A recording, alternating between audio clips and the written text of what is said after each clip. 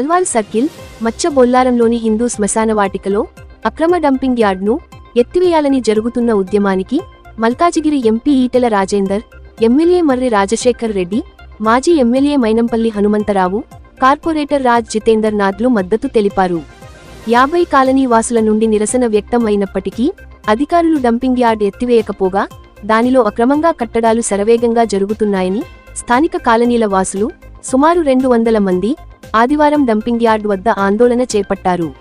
తహసీల్దార్ report ఇచ్చినట్టుగా ఇది హిందూ శ్మశాన వాటిక అని, శ్మశాన వాటికలో డంపింగ్ యార్డ్ అక్రమ నిర్మాణాలను అధికారులు ఆపాలని డిమాండ్ చేశారు. కాలనీలో ర్యాలీ, మానవహారం నిర్వహించి నిరసన తెలిపారు.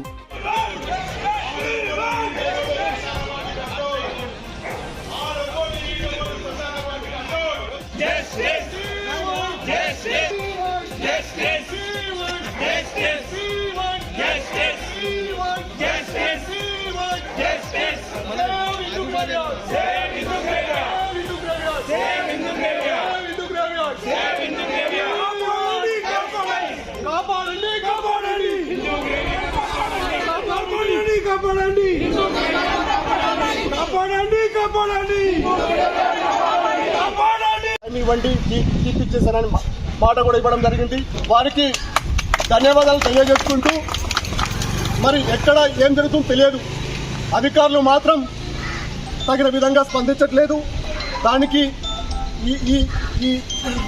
ఈ సందర్భంగా వాళ్ళకు మేము విజ్ఞప్తి ఏంటంటే, దయచేసి ఇది కొంచెం ఇబ్బంది కాకుండా చూసుకోవాల్సిన పరిస్థితి మీ పైన ఉందని, సత్వరమే ఈ పరిష్కారాన్ని చూపించాలని, ఈ సమస్యకు పరిష్కారం చూపించాలని విజ్ఞప్తి చేస్తూ, మొన్న మేము కలెక్టర్ని కూడా కలవడం జరిగింది. వారు కూడా మేము రిపోర్ట్ ఇస్తూ ఉన్నామన్నారు. హైకోర్టులో కేసు కూడా నడుస్తూ ఉంది. ఈ 11వ రోజు హైకోర్టులో కేసు టేబుల్ పైకి వస్తూ ఉంది. నాకు న్యాయం జరుగుతుందని ఆశిస్తూ, అదేవిధంగా అందరు రాజకీయ నాయకులకు వాళ్ళే చెప్పారు, మేము అందరం ఉన్నాము, మీకు అండగా ఉంటున్నాము, తీపిచ్చేసామని. వారి ద్వారా ఈ అధికారులకు కొంచెం ఆదేశించాలని ఈ సందర్భంగా వాళ్ళు రిక్వెస్ట్ చేస్తూ ధన్యవాదాలు.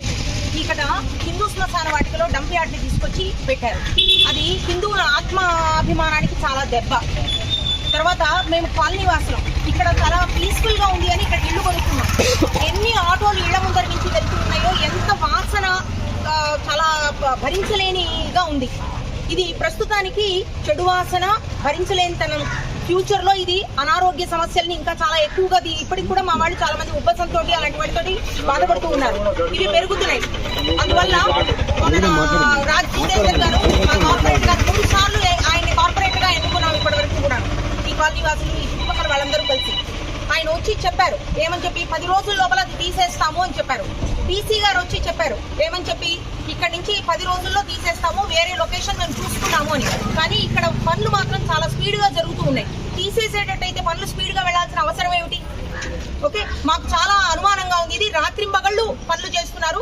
రాత్రిళ్ళు 15 మంది 20 మంది జేసీబీలు పెట్టి పనులు చేస్తున్నారు. తీసేసేదానికి ఇంత పని చేస్తున్నారని అనుకోవట్లా. మాకు ఇక్కడ ఏదో చెడు జరుగుతోంది, మాకు ప్రామిస్ చేసిన విధంగా వెళ్ళట్లేదేమో, ఆఫీసర్లు మాట వినట్లేదేమో, ఏంటో మాకు తెలియదు. అది మాకు ఇబ్బందిగా ఉంది. అర్జెంట్ గా దీన్ని రిమూవ్ చేసి, డంప్ యార్డ్ ని రిమూవ్ చేసి హిందూ శ్మశాన వాటికని పునరుద్ధరించాలని కోరుకుంటున్నాం. మచ్చబొల్లారంలో సర్వే నంబర్ 199లో ఉన్నటువంటి శ్మశాన వాటికని జిహెచ్ఎంసీ వాళ్ళు అక్రమంగా దౌర్జన్యంగా ఆక్యుపై చేసి అందులో డంపింగ్ యార్డ్ ని నడిపించడం జరుగుతుంది గత కొంతకాలం. అయితే ఇక్కడ మచ్చబొల్లారంలో ఉన్నటువంటి కాలనీ వాసులు ప్రతి ఒక్కరూ కూడా ఇక్కడ శ్మశాన వాటిక ఉన్నది, ఇది డంపింగ్ యార్డ్గా వాడడానికి వీల్లేదు, ఇక్కడ నుంచి తరలించేయండి అని చాలా రోజులుగా విపరీతమైన నిరసనలు తెలియజేయడం జరుగుతుంది. నిరసన దీక్షలు కూడా చేసినాము. అయితే ఈ దీక్షలకి, ఈ నిరసనలకి ఎమ్మెల్యేలు, ఇక్కడ లోకల్ ఎమ్మెల్యే గారు వచ్చారు, సపోర్ట్ చేశారు. ఇక్కడ నుంచి డంపింగ్ యార్డ్ని ఖచ్చితంగా తరలించేయాలి వేరే ప్లేస్కి అని. అదేవిధంగా ఎంపీ గారు వచ్చారు, సపోర్ట్ చేశారు. ఎంపీ గారు బీజేపీ నుంచి ఉన్నారు, ఎమ్మెల్యే గారు బీఆర్ఎస్ నుంచి ఉన్నారు. వీళ్ళిద్దరూ కూడా ఇక్కడ ఉన్న డంపింగ్ యార్డ్ ఏదైతే ఉందో హిందూ శ్మశాన వాటిక నుంచి తక్షణం తరలించేయాలి అని చెప్పి ఇక్కడ ఉన్నటువంటి కాలనీ వాసులకి అండగా నిలిచారు. తర్వాత చాలా రోజుల తర్వాత, అంటే ఇక్కడ ఉన్నటువంటి లోకల్ కార్పొరేటర్ అంటే లోకల్ కార్పొరేటర్ కి ఎలా ఉంటది, జస్ట్ 3 కిలోమీటర్స్ రేడియస్ లో ఉన్న పరిధి మాత్రమే ఉంటది. అయితే ఈ లోకల్ కార్పొరేటర్ అందరికన్నా చివరిగా వచ్చి వాళ్ళ మనుషులతోని వచ్చి ఇక్కడ ఒక ఓన్లీ 133 డివిజన్ నుంచి వచ్చేటువంటి ఆటోలలో చెత్త మాత్రమే వస్తుంది అని చెప్పారు. అది కూడా 28 ఆటోలు 10 రోజులు మాత్రమే, ఆ తర్వాత ఇక్కడ నుంచి తరలించేస్తామని చెప్పారు. కానీ ఇదేది జరగలేదు. పైగా ఇక్కడ లోపల రామ్కి వాళ్ళు చేస్తున్నటువంటి కన్స్ట్రక్షన్ విపరీతమైన ఫాస్ట్ గా, అంటే రేయింబవళ్ళు రాత్రులు కూడా మనుషులను పెట్టి జేసీబీలను పెట్టి విపరీతమైన ఫాస్ట్ గా కన్స్ట్రక్షన్స్ స్టార్ట్ చేశారు. నడుస్తున్నాయి కూడా అవి. అయితే వీటి మీద కాలనీ వాసులు మన హైడ్రా కమిషనర్ దగ్గరికి కూడా వెళ్ళడం జరిగింది. హైడ్రా కమిషనర్ గారు కూడా వచ్చి ఇక్కడ ఎటువంటి పర్మిషన్స్ ఇవ్వలేదు కన్స్ట్రక్షన్స్ కి, కాబట్టి ఇక్కడ నుంచి వెంటనే తీసేయాలి అని చెప్పి మనకి చెప్పడం కూడా జరిగింది. సో హైడ్రా నుంచి వాళ్ళు చెప్పారు, అదేవిధంగా బీజేపీ నుంచి ఎంపీ గారు మనకు సపోర్ట్ చేశారు, అదేవిధంగా బీఆర్ఎస్ నుంచి ఎమ్మెల్యే గారు సపోర్ట్ చేశారు, కాంగ్రెస్ నుంచి లోకల్ కార్పొరేటర్ గారు కూడా 10 రోజుల్లో తీసేస్తామని చెప్పారు. కానీ ఇంకా కూడా ఇవి ఇంత విపరీతమైనటువంటి ఫాస్ట్నెస్ తోని ఈ కన్స్ట్రక్షన్స్ ఎందుకు జరుగుతున్నాయి, దీని వెనకాల ఎవరున్నారు అంటే వీళ్ళందరి మాటని విననటువంటి ఒక పెద్ద హస్తం ఖచ్చితంగా ఈ డంపింగ్ యార్డ్ వెనకాల ఉన్నది. కాబట్టి ఇటువంటి ఆక్రమణదారులు అక్రమార్కులు ఏదైతే పైసలు రోజు వెళ్తున్నాయి వాళ్ళ దగ్గరికి, డబ్బులు మాట్లాడుతున్నాయి, వాళ్ళెవరు అనేది ఖచ్చితంగా బయటికి రావాల్సిన అవసరం ఉన్నది. మేము శాంతియుతంగా నిరసన దీక్షలు చేస్తాము అనంటే పోలీసులు కూడా మాకు పర్మిషన్ ఇవ్వనటువంటి పరిస్థితి ఏర్పడింది. ఇది ఎందుకు, ఎవరి ప్రోత్బలంతో జరుగుతుంది.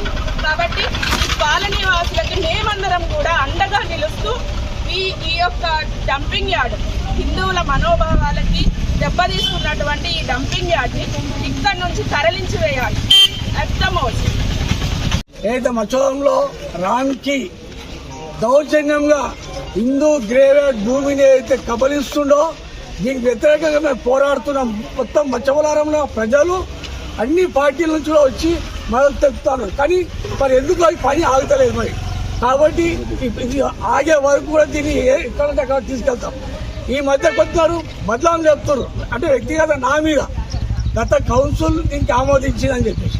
తెలుసో తెలియదో ఆ రోజు కౌన్సిల్ ఉన్నప్పుడు 12 ట్రాక్టర్లు ఉండే, చెత్త కుండీలు ఉండే, ఏ రిక్షా లేదు, ఏ ఆటో లేదు. ఆయన చెత్త కుండీ నుంచి ట్రాక్టర్ లిఫ్ట్ చేసుకొని సీదా బాలాజీ నగర్ పోతుంది. అల్వాల్ మున్సిపాలిటీ నుంచి బాలాజీ నగర్ అప్పుడు జిహెచ్ఎంసీ లేదు, హైదరాబాద్ కార్పొరేషన్ ఉంది. కార్పొరేషన్కు డబ్బులు కడుతుండే, ఏదో చెత్త అక్కడ పోతున్నాను. కానీ అలా ఆ రోజే స్టార్ట్ అయింది. స్టార్ట్ ఉంటే ఎక్కడన్నా శాంక్షన్ చేసి ఒక్క ప్రియాంబుల్ చూపించాలి, మేము సంతం పెట్టింది మా ఉంటుంది కదా మీటింగ్, ప్రతి మీటింగ్ తీర్మానం కాపీలు ఉంటాయి కదా, ఒకటి తీర్మానం చెప్పి అన్ని సిస్టంలో ఉన్నాయి కదా, తీసి చూపిమాను. రాజకీయం కాదు, ఆత్మహత్య చేసుకొని చచ్చిపోతాడు ఆ దమ్ము ఉంది. ఇలా అన్నట్టు రమ్మని చూపిమని, లేకపోతే వాళ్ళని చదవమని. ఎందా కొట్టడం కాదు, ముందుకు వచ్చి కొట్టాడుతాం, కేసులు పెట్టించుకుంటున్నాం, అయినా దీని వద్దాం, చూస్తాం ఎక్కడైతే అక్కడ దేనికి ఎవరున్నారో బయటకు వస్తాం, చేస్తాం, ఊరందరినీ ఒకటి చేస్తాం, ప్రతి ఇంటికి పోతాం, ప్రతి ఇంట్లో పోయి ప్రతి ఇంట్లోని లేస్తాం. రేపు చచ్చిపోతే ఏడి వాళ్ళని చెప్పి కూడా లేస్తాము, తీసుకొస్తాము, కూర్చోబెడతాం. అక్కడ వరకు మేము వద్దామని చెప్పేస్తాం. ఏదైతే ఎగిరి పడుతున్నారో 123 కాలనీలు ఉన్నాయి, 38 స్లమ్స్ ఉన్నాయి అంటున్నారో. 5 నెలల పరిమితే ఉంది కాబట్టి భవిష్యత్ ప్రణాళిక ఇట్లా ఏ విధంగా ఉంటుందంటే ప్రతి ఒక్క కాలనీకి పోయి బొట్టు పెట్టి దప్పు కొట్టి ఇక్కడ జరుగుతున్న అన్యాయాన్ని, మీరు చేస్తున్న అక్రమాలన్నీ ఆ కాలనీలో చెప్పి రేపు ఎవరైతే నిలబడబోతాడో దీనికి సమాధానం చెప్పవలసి వస్తుంది. గుర్తుపెట్టుకొని రాజకీయ నేతలు కావచ్చు, ఎవరైతే ఉండి నడిపిస్తున్నారో ప్రాణాలతో ఆడుకుంటున్న పొల్యూషన్ తోటి ఈ చుట్టుపక్కల కాలనీ కాదు 120 కాలనీ ఏకం చేసి పోరాటం తీసుకెళ్తాం.